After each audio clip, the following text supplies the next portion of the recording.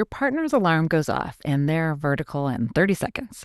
Yours goes off and you need three snoozes, a little bit of buffer, a little quiet negotiation with yourself before your feet touch the floor. You've spent years thinking that gap between you is a character flaw. It's not.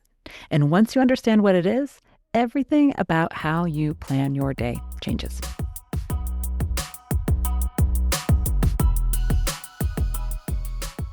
Welcome to the Do More, Stress Less podcast.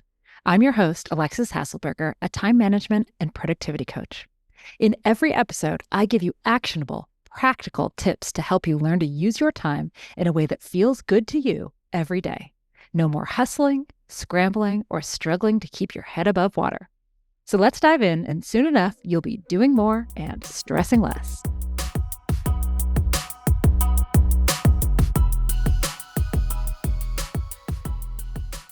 Inertia, the tendency of a body at rest to remain at rest, or a body in motion to remain in motion, unless acted upon by an external force.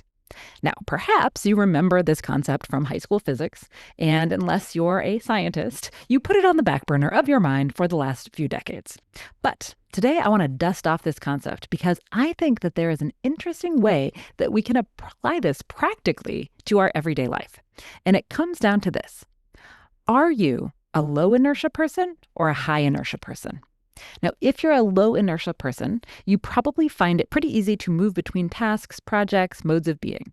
You can be working on your personal accounting and then easily switch to reading a book to your kid. You don't need to work yourself up to something. But if you're a high inertia person, you might find it difficult to switch between tasks and projects and modes of being. It takes you a while to get into things, and it takes you a while to get out of them. You need transition time between activities. Now, I am a high inertia person. When I'm going, I'm going. When I'm working, I'm working. And it can be hard to stop unless I have external reasons to do so. Look, every night I cook dinner, and knowing that I have to get food on the table and exercise before that is literally the only thing that gets me to stop working. But when I'm relaxing, I'm relaxing. And it requires a lot of effort to get me out of this mode.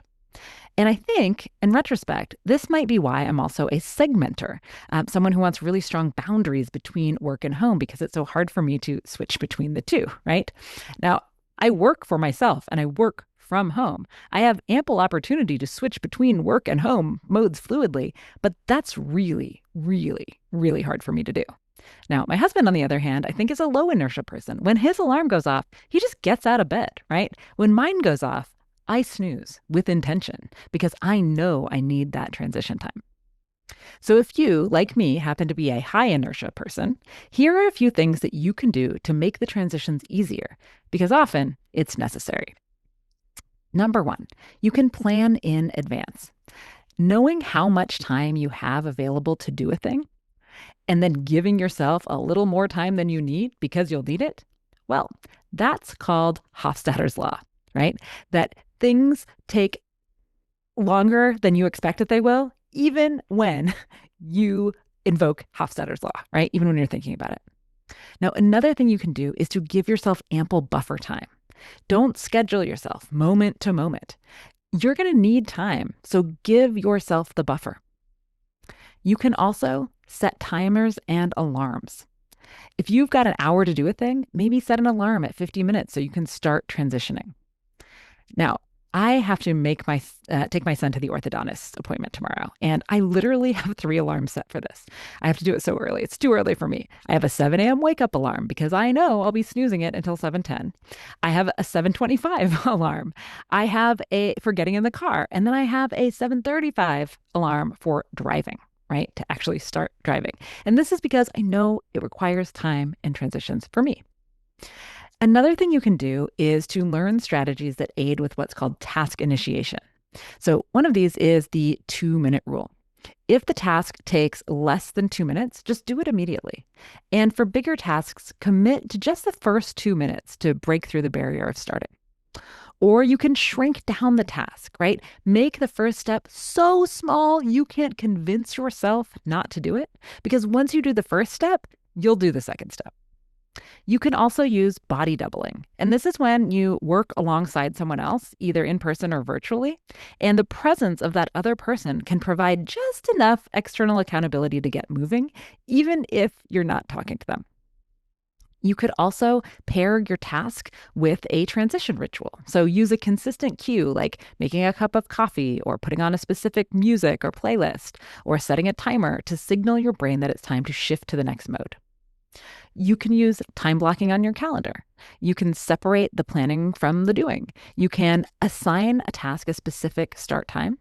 And then when you do this, it can help you because the decision about when to do something drains our energy, and removing that decision makes the initiation of the task a little easier.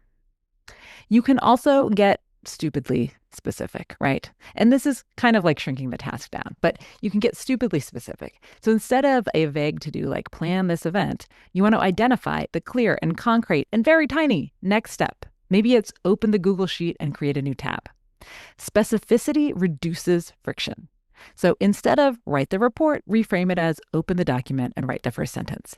Lowering the bar makes starting feel less daunting, and it helps you to move from one thing to the other. Now, the moral of this story is you are not lazy for not being able to switch on a dime. You might just be a high inertia person living in a world that asks you to be low inertia.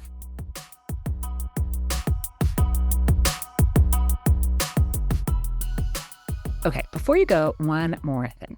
If you've been listening to this podcast and thinking to yourself, I want to actually do this stuff. I just need help figuring out where to start. Then I've built something for you. It's called the Do More Stress Less app. And it's personalized coaching every single day based on the same process that I use with all of my clients. It is trained in my voice and on everything I've ever put out into the world. How it works is that you take a quick quiz and it builds a plan around your brain, your goals, your schedule. And then every day you get support. You get a specific action step to take and you get coaching guidance. And it adapts to you as you go, which I think is the very coolest part of the whole thing. So there's no falling behind, right? It's not a set of modules you need to do. There's no rigid rules around it. It's just consistent progress that adds up over time. Now, if this sounds interesting to you, check it out. The link is in the show notes. And as always, if you found today's episode helpful, you can go ahead and share that with somebody else who might need to hear it too, right? If this has been helpful to you, I bet there's somebody in your world that would find value in it too. And that helps them, and it helps this podcast grow to reach more people.